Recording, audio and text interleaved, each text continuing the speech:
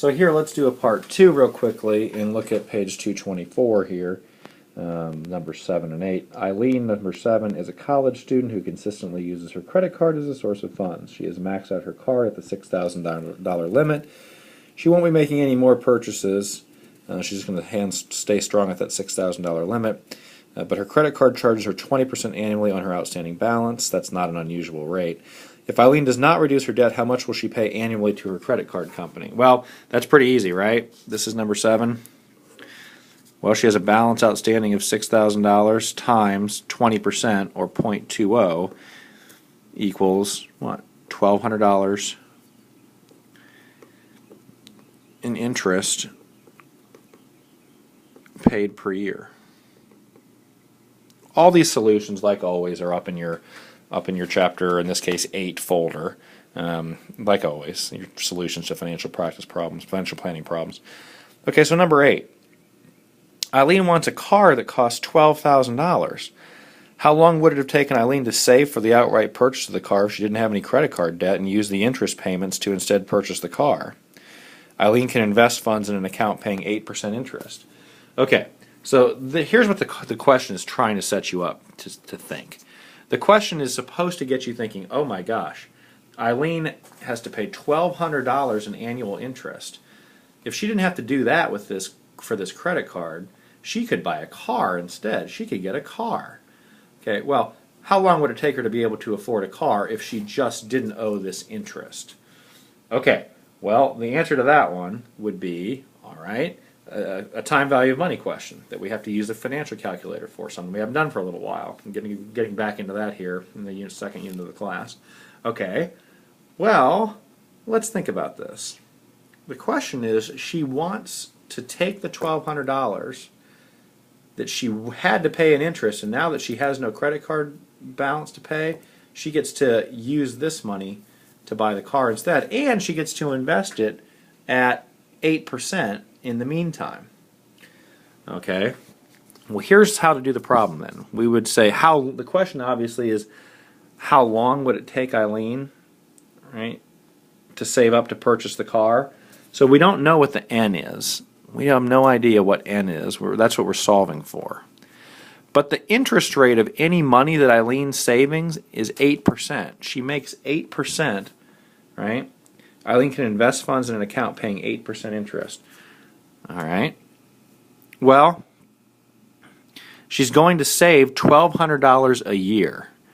That's an annuity payment. That's the same amount of money every year that she's able to put aside. Right? So there's no present value in this problem. You can leave it blank or put in 0. There's no present value in this problem. There's an annuity payment. It's the same amount of $1,200 every year that she sets aside. Okay? If she sets aside $1,200 a year, right? So let's have her set that aside, negative $1,200. And she wants it to grow to be $12,000.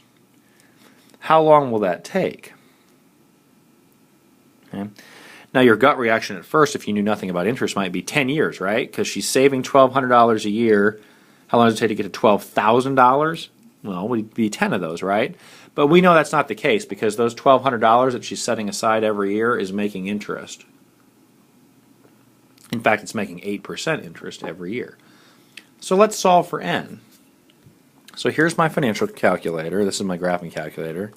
I hit apps, then I hit the number 1 for finance, then the number 1 again for time value money solver. Now I go in here, I'm cleaning out the pieces for now, and I'm going to say, oh, the interest rate was 8%. She set aside $1,200. She wants it to grow to be $12,000, and those have to have opposite signs, right?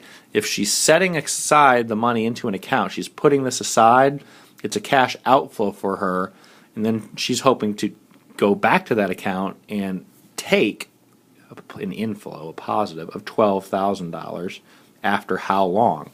Well, I scroll up to the top, to the N, and I hit the alpha key, and then the enter key. That's the way to solve, and I get 7.64 years.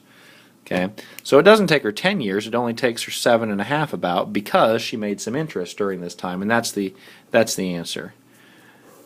Now, first thing here, if you look at the solutions, here's the solutions to Chapter 7.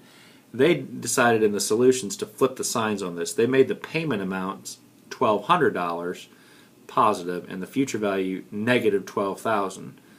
That's fine if you want to think about it that way. As long as you're consistent in having one sign be positive and one sign be negative, you'll get the right answer, which is n is 7.64.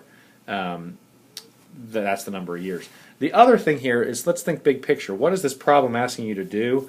This problem is trying to drive home to you how bad credit card spending can be for you. So what the real point here is hey, in number 7, if Eileen didn't run her credit card up and have to pay all this crazy interest at 20%, she could buy a car instead in just 7 years, just based on saving the interest. The interest that you pay on these credit cards from keeping a balance actually hurts your real ability to spend money. It's not just some trivial line in a statement. It really hurts you. In 7.64 years, she could have bought a car. Now, one crazy thing, goofy thing that I don't like in this problem, that they're kind of naive about, is they say, oh, she's saving for this $12,000 car. Well, is the car still going to cost $12,000 in 7.64 years? Probably not. If it's the exact same car, it would probably have some miles put on it. It would probably go down in cost, right? It would be a used car at that point. It would go down in price. If we're talking about buying a comparable car to the one from this year, then the price might actually go up. It might not be $12,000 anymore. It might be something big. So there's a little bit of real-world discussion here that's being kind of ignored in terms of, the idea that you're going to save for a purchase and the price of a car is going to be the same, in 7 years as it is today. That's not realistic, but ignore that. Don't get wrapped up into that when you're doing the practice problems. We're just talking about the mechanics here, and obviously if you can do this, you understand the concepts. Okay, I'm going to go ahead and post this one. That's our practice stuff to do together for Chapter 8. Look at your homeworks and quizzes. Get those done by Sunday night, of course, and we'll see you next week for some Chapters 9 and 10.